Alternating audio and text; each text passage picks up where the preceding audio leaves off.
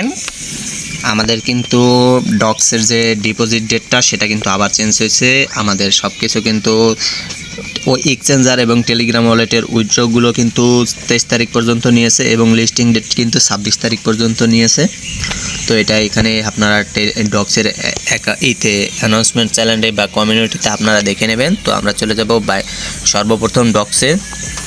তো এখান থেকে আমরা চলে যাব যে ডিপোজিট, যারা ডিপোজিট করেন তারা ডিপোজিট এক্সচেঞ্জে ক্লিক করবেন, বা বাদ বাকি যারা চেঞ্জ করতে চাবেন তারা চেঞ্জও করতে পারেন। কিন্তু আমি একটা কথা বলে রাখি, এখানে কিন্তু সকল এক্সচেঞ্জারেই কিন্তু ভালো এক্সচেঞ্জার, সব জায়গায় লিস্ট হবে, সব জায়গায় প্রাইস যে কোনোটায় বেশি কম হয়ে যেতে পারে, হালকা পাতলা, সেটাও বেশি বড় ধরনের হবে না, তবে হালকা পাতলা একটু বেশি কম হবে, প্রথম দিকে থাকবে, পরবর্তীতে সব ঠিক হয়ে যাবে। তো সবাই ভেবে চিন্তা করবেন যে কে কোনটা রাখবেন, নাকি চেঞ্জ করবেন, নাকি বাইন্যান্সে নেবেন, সেটা আপনাদের নিজস্ব ব্যাপার। তো আমি এখান থেকে ডিপোজিট এক্সচেঞ্জে ক্লিক করে দিলাম। তো আমি প্রথম থেকে এক্সচেঞ্জটাই সিলেক্ট করে কন্টিনিউতে ক্লিক করলাম। তো আমরা এখানে বাইন্যান্সটা সিলেক্ট করে রাখবো। তো আমি বাইন্যান্সটা সিলেক্ট করে সেন্ড বাটনে ক্লিক করলাম। তো আই হ্যাভ এ অ্যাকাউন্ট আছে, তো সেটাই ক্লিক করে দিলাম।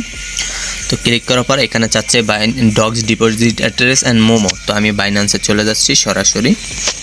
তো এখানে বাইন্যান্সে চলে গেলাম। তো এখান থেকে দেখতে পাইতেছেন যে তাহলে কিন্তু আমাদের ওয়ালেট আছে। তো আমি ওয়ালেটে চলে যাব।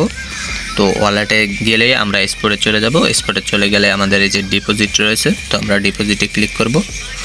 তো ডিপোজিটে ক্লিক করে উপরে সার্চ বার রয়েছে, তো সার্চ বারে আমরা কিন্তু ডক্স লিখে সার্চ করে দেব। সার্চ বারে ডক্স লিখে সার্চ করে দিলাম। তো আমাদের এটা চলে আসছে। তো এটার উপরে ক্লিক করব, কিছুক্ষণ ওয়েট করব। আমাদের এখানে নেটওয়ার্ক চলে আসছে। তো আমরা টোনের উপরে ক্লিক করে দেব, টোন কয়েন নেটওয়ার্কে।